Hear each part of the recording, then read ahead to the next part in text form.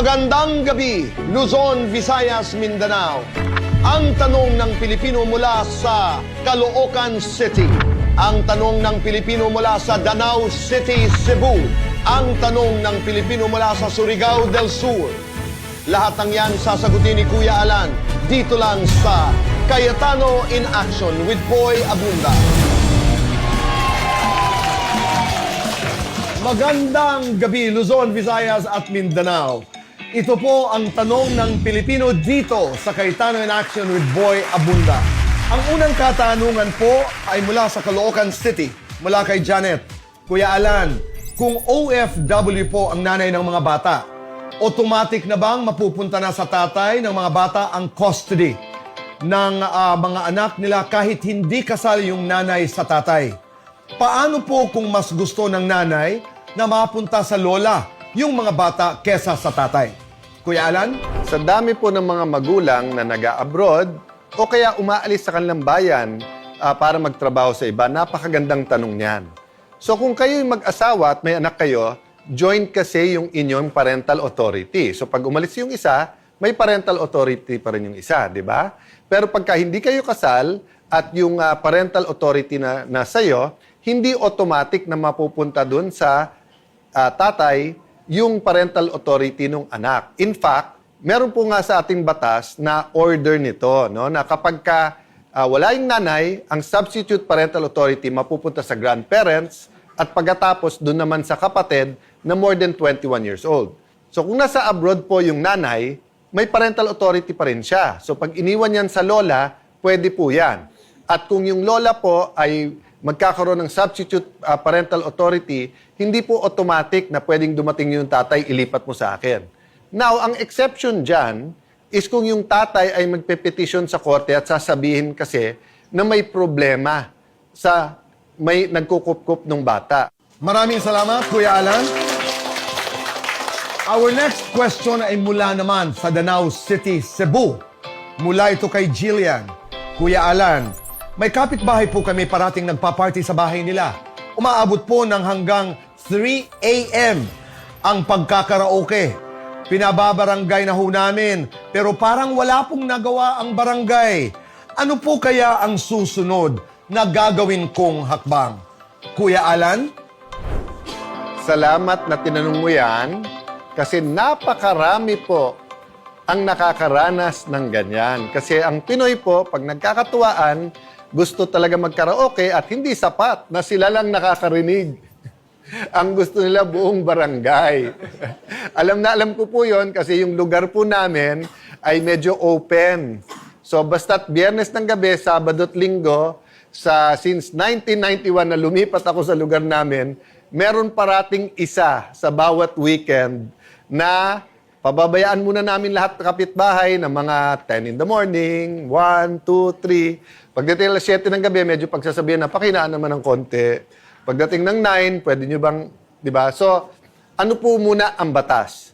Meron po sinabi ang Supreme Court na hindi po yung lakas o yung intensity ng tunog, kung hindi yung health ng kanyang kapitbahay. So, for example, kahit na ito'y hindi kalakasan pero nakakairita, or hindi kayo makakonsentrate, o yung mga anak mo sa school, sa bahay mo, hindi makapag-aral, di ba? So, ang tawag dyan ay nuisance or perwisyo. So, first step natin talaga mga Pinoy ay kumatok at sabihin, kapitbahay, pwede ba pakihinaan? So, ang una kong pakiusap, sana hindi na tayo kailangan sabihan pa. Number 2, kung sabihan tayo, huwag tayong magagalit, di ba? Kasi pwede rin magsumbong sa pulis. Kasi trabaho ng pulis to keep the peace and order. Samantala, narito po ang ating pangatlong tanong ng Pilipino. Mula naman po sa Surigao del Sur. Mula po kay Fe. May lupa po kami na matagal nang napapabayaan. Nasa pangalan po ito ng tatay ko. Ngayon po, marami na ang nakatira dito at ibinibenta ng mga anak ng tenant ng tatay ko. Mapaalis po ba namin sila at mababawi pa po ba namin? Ito po ay titulado sa pangalan ng tatay ko. Maraming salamat po. Kuya Alan? Yun po ang maganda kapag may titulo. Kasi ang ibig sabihin po ng titulo, hindi lang po to ebidensya na kayo may-ari.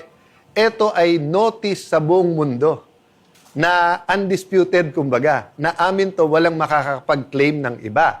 Kung meron mag-claim nun, halimbawa may utang kayo, ilalagay sa likod ng titulo yon na nakalagay doon na may kinauutangan. Kaya, pag bumili ka nga ng lupa, tapos walang nakalagay doon na Kuya Boy, hindi basta-basta mahahabol yon. So, sa tanong mo, number 1, mapapaalis ba? Sa inyo yung lupa na yon eh. So, you can file a case for ejectment na mapaalis sila kung mapapatunayan na meron silang karapatan to possess.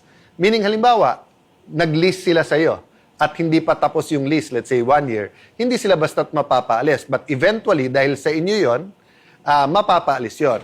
Number 2, pwede ba nila ibenta sa iba? Doon po tayo mag-ingat, mga kababayan. Huwag po tayo magbebenta ng hindi atin. Lalo po yung lupa. Makakasuhan po tayo ng estafa yan or other forms of swindling. Kasi malinaw may titulo no? Maraming salamat po. Kung nais niyo pong maging bahagi ng Tanong ng Pilipino, ay pwede ho kayo manood ng CIA with BA live on youtube.com/@GMA Network Live, or pwede po kayong makinig every Wednesday, 9 p.m. sa DZWB Super Radio. Or mag-post po kayo ng inyong mga katanungan sa aming mga social media accounts. At dito po ay ating babasahin at pag-uusapan at sasagutin. Pwede ho kayo makiisa dito sa Tanong ng Pilipino, Sagot ng Cayetano in Action with Boy Abunda. Huwag po kayong alis dahil magbabalik pa po ang Cayetano in Action! Cayetano in Action with Boy. Sa mundo ng batas at katarungan, walang puwang ang paligoy-ligoy. Dito, diretsahan nating pag-uusapan ang mga issue ng ating mga kababayan. Walang takot, walang tinatago, lahat sa totoo lang. Isang masalimuot na sigalot sa lupa at ari-arian. Kanino nga ba ang tunay na karapatan? Illegal squatting sa lupa ko. Ang usapan lang ho namin ng magulang, yung bahay lang na magulang. Pagdating ko po sa Nubaliches, may bahay na yung anak na doon. Ang usapan lang namin, yung sa bahay lang. Nagpatayo pa ng bahay yung anak niya eh. Wala kami usapan na ganyan. Lahat ng sinasabi nila, Halos lahat, sinungalingan. kasinungalingan. Lahat po yun ay may gossip na may attention. Sinungaling talaga. Isang matinding paghaharap. Matatapos ba sa kasunduan? Umauuwi sa legal na laban? Abangan sa Case to Face to Face to Face. Isang biyuda ang hindi makuha ang death benefits ng kanyang yumaong asawa. Ayon sa records, may naunang kasal pala siya bago ang kasal sa mister niya. Ano ang legal na paraan para makuha ang benepisyong para sa kanya? Malalaman natin agad sa Cayetano Action Agad. Ano ang sikreto para maging mahusay sa pag-host? Paano mag-interview? Diretsahang sagot para sa bagong henerasyon ng hosts sa Aba, Ask Boy Abunda. Sino ang mas madiskarte sa paglalaro?